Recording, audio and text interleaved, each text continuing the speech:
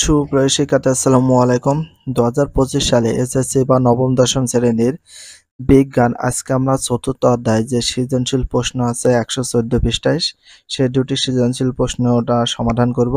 তো ফার্স্ট টাইমে আমরা 1 নাম্বার কোশ্চেনটা একটু রিডিং করি কি বলতে চেয়েছে এটা আমরা উত্তরটা তোমাদের দেখিয়ে দেব।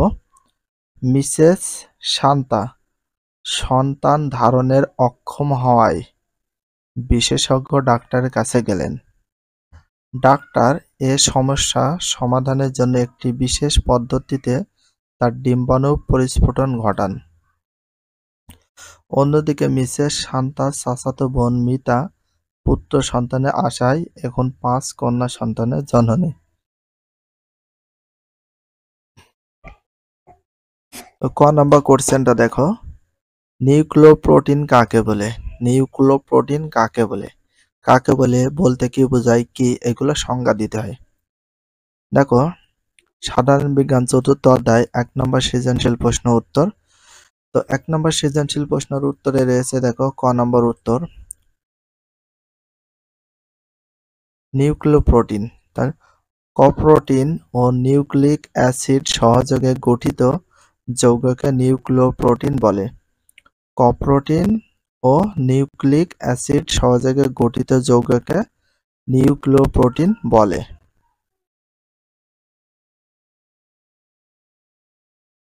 খ নাম্বার, জীবন্ত জীবাশ্ম বলতে কি বোঝায়? জীবন্ত জীবাশ্ম বলতে কি বোঝায়? খ নম্বর উত্তর, কতগুলো জীব সুদূর অতীতে উৎপত্তি লাভ করেও কোনো রকম পরিবর্তন ছাড়াই এখনো পৃথিবীতে বেঁচে আছে, অথচ তাদের সমগোত্রীয় সমসাময়িক জীবদেহের বিলুপ্তি ঘটেছে। এই সকল জীবদের জীবন্ত জীবাশ্ম বলে। লিমুলাস বা রাজ কাঁকড়া, স্ফোনোডন, প্লাটিপাস ইত্যাদি। প্লানি এবং ইউকিউজিটাম নিটাম ইত্যাদি উদ্ভিদ হল জীবন্ত জীবাশ্মের উদাহরণ। যেমন লিমুলাস জীবাশ্মের উদ্ভব ঘটেছিল প্রায় 400 মিলিয়ন বছর পূর্বে। এর সাথে অন্যান্য আর্থ্রোপোডাগুলো বিলুপ্ত হয়ে গেছে, কিন্তু এরা আজও বেঁচে আছে, তাই এদের জীবন্ত জীবাশ্ম বলা হয়। দেখো এখানে গ নম্বর কোশ্চেনটা আছে, মিসেস শান্তার ক্ষেত্রে ডাক্তার কোন বিশেষ পদ্ধতি অবলম্বন করলেন ব্যাখ্যা করো। কোন পদ্ধতিটা অবলম্বন করলেন মিসেস শান্তার জন্য একটু দেখি। গ নম্বর উত্তর, মিসেস শান্তার ব্যাপারে ডাক্তার টেস্ট টিউব বেবি জন্মদানের পদ্ধতি অবলম্বন করেন। এ পদ্ধতিতে যে সকল নারী সন্তান ধারণে অক্ষম সে সকল নারীদের জন্য কৃত্রিমভাবে দেহের বাইরে শুক্রাণু ও ডিম্বাণুর মিলন ঘটিয়ে প্রাথমিক ভ্রূণ সৃষ্টি করে তাকে স্ত্রীলোকে জরায়ুতে প্রতিস্থাপনের মাধ্যমে শিশুর জন্মদান করা হয়। মিসেস শান্তা যেহেতু সন্তান ধারণে অক্ষম ছিলেন, তাই ডাক্তার শান্তাও তার স্বামীর কাছ থেকে ডিম্বাণু ও শুক্রাণু সংগ্রহ করে বিশেষ ধরনের পালন মাধ্যমে এদের মিলন ঘটান। এরপর পালন মাধ্যমে প্রাথমিক ভ্রূণ উৎপাদিত হলে তা জরায়ুতে প্রতিপালন করেন। এরপর তার গর্ভের ভ্রূণ বড় হয় এবং তিনি সন্তান লাভ করেন।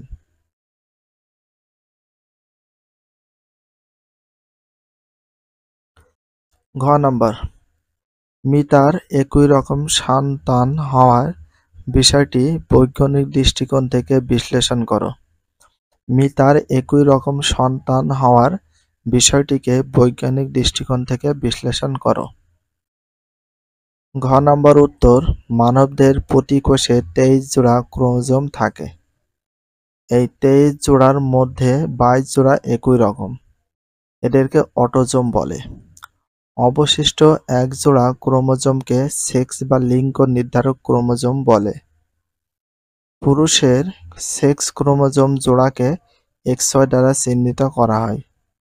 মহিলাদের ক্ষেত্রে সেক্স ক্রোমোজোম XX দ্বারা যখন পুরুষের সেক্স ক্রোমোজোম এক্স স্ত্রীর সেক্স ক্রোমোজোম এক্স এর সঙ্গে মিলিত হয় তখন কন্যা সন্তান জন্ম লাভ করে।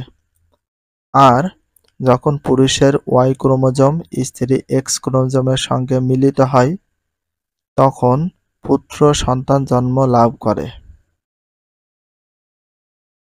মৃতার ক্ষেত্রে এক্স ক্রোমোজোম বিশিষ্ট ডিম্বাণুর সাথে স্বামীর এক্স ক্রোমোজোমের শুক্রাণু মিলন ঘটে, ফলে কন্যা সন্তান হয়, কারণ তখন ডাবল এক্স একীভূত হয়। এভাবে মৃতার 5টি কন্যা সন্তান জন্ম লাভ করেছে। এক্ষেত্রে মৃতার কোনো ভূমিকা নেই। সন্তান পুত্র বা কন্যা জন্মদানে পিতার সেক্স ক্রোমোজোমই দায়ী।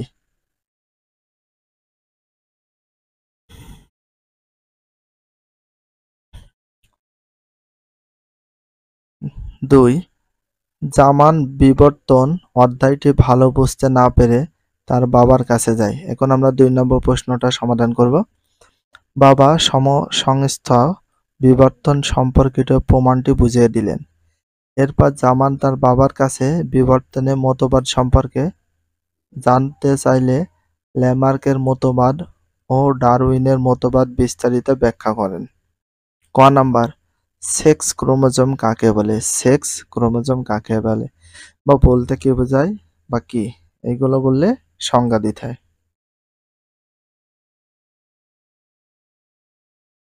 2 নম্বর সৃজনশীল প্রশ্নের উত্তর।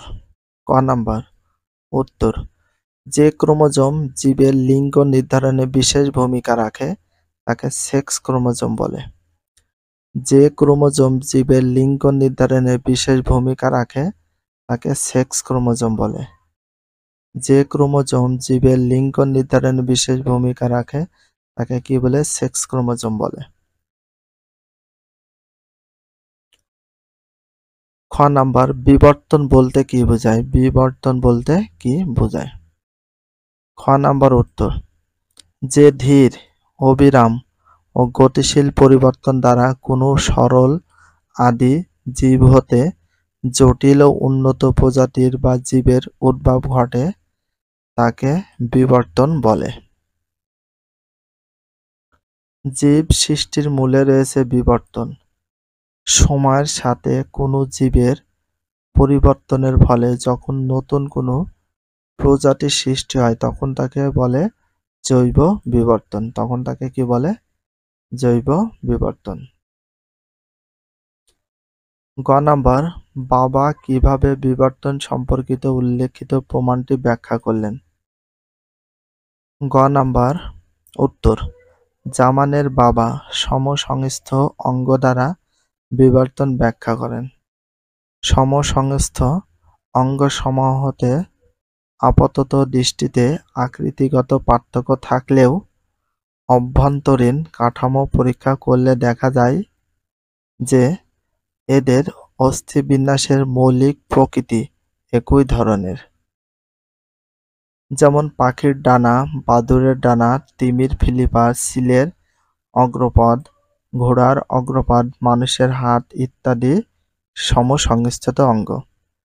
হিউমেরাস, রেডিও আলনা, কার্পাল, মেটাকার্পাল ফ্যালেঞ্জেস অস্থিগুলোর উপর থেকে নিচের দিকে পরস্পর সজ্জিত রয়েছে।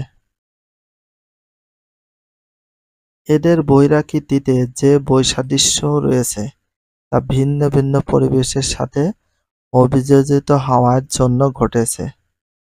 পাখি ও বাদুড়ের ডানা ওড়ার জন্য, ঘোড়ার অগ্রপাত দৌড়ানোর জন্য, মানুষের হাত কোনো জিনিস ধরা বা অন্যান্য সৃজনশীল কাজের জন্য পরিবর্তিত হয়েছে।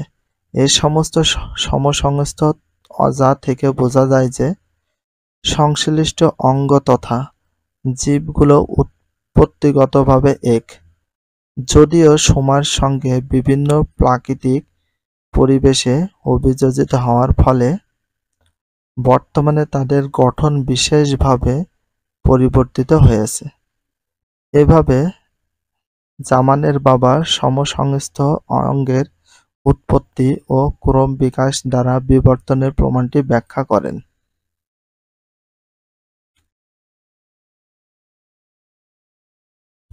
ঘ নাম্বার প্রশ্ন, বাবার বুঝিয়ে দেওয়া মতবাদ দুটির মধ্যে কোনটি অধিকতর গ্রহণযোগ্য? তুলনামূলক আলোচনা করে মতামত দাও। ঘ নাম্বার উত্তর, জার্মানের বাবা ল্যামার্কের মতবাদ ও ডারউইনের মতবাদ ব্যাখ্যা করেন। এ মতবাদ দুটির মধ্যে ডারউইনের মতবাদটি অধিকতর গ্রহণযোগ্য। কারণগুলো নিচে তুলে ধরা হলো। ল্যামার্কের বিবর্তনবাদে জীবের বংশবিস্তার, জীবের অস্তিত্বের জন্য সংগ্রাম, যোগ্যতমের জয় এবং প্রাকৃতিক নির্বাচন সম্পর্কে সুস্পষ্ট ধারণা নেই। ল্যামার্কের বিবর্তনবাদে পরিবেশের প্রভাবে জীবের সঙ্গ ব্যবহারের উপর পরিবেশের প্রভাব বিশ্লেষণ করলেও পরবর্তীতে জীবগুলো পৃথিবীতে কিভাবে টিকে আছে এবং ধ্বংস হওয়া সম্পর্কে সুস্পষ্ট ব্যাখ্যা নেই। আবার ল্যামার্কের মতে সময়ের সাথে প্রজাতির পরিবর্তন হয়েছে, কিন্তু আধুনিক বিজ্ঞানীরা এটি বিশ্বাস করেন না। এছাড়া ল্যামার্ক বলেছেন, জীবের অর্জিত বৈশিষ্ট্য পরবর্তী প্রজন্মে সঞ্চারিত হয়, যার সত্যতা সপক্ষে বংশগতিবিদগণ কোনো প্রমাণ পাননি। কিন্তু ডারউইনের মতবাদে এসব বিষয়ের একটা সমাধান পাওয়া যায়। তার মতবাদ অনুসারে জীবের বংশবৃদ্ধি ঘটেছে জ্যামিতিক হারে।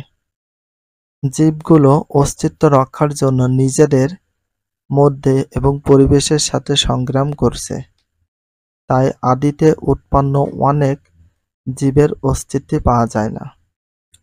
এসব জীবের ফসিল এর প্রমাণ বহন করে। ল্যামার্কের বিবর্তন মতবাদে জীবের অভিযোজনের কথা থাকলেও ডারউইনের মতবাদের মতো তাতে বিশদ ব্যাখ্যা পাওয়া যায় না।